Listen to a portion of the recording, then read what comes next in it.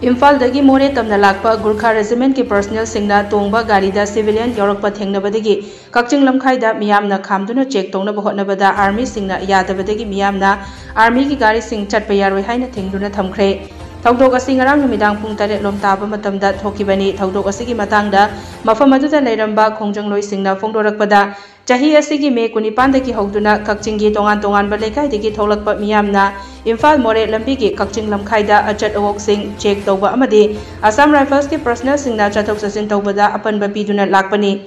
Masigi manung channa Kakching lamkhaida Miyamna check tawduna leiringai ngarang numidang pung 8 lom tabada Imphal lomdagi army ki gari 13 lakhi Maira paibi singna army ki gari singa du khamduna yenglubada army personnel nataba atopa miyoi khara yawba ubadagi gari khudingmak check tawduna yenge hairubada army sing aduna yarakhidabani Maduna maram oiraga Maira paibi amadi army ki marakta chauna muknaba tholakibani army amadi Maira paibi ani ki marakta muknabagi pau adu tabadagi Kakching district ki tongan ba mafamdagi masing yamlaba miyam amasu Kakching lamkhai tamna lakpadagi irang adu hena kansilaki haire irang ki pau adu tabaga Kakching district ki SPTH Bikramjit amadi commando OC Birlana luchingba ahenba police team sing laktuna Miyamga wari sanaba aduda Miyamgi apambagi matung ina lakliba Gurkha Regiment ki personnel sing adu Imphal romda halanki loinana hairiba matam aduda palen lomdagi Assam Rifles ki team amasu irang mafam adda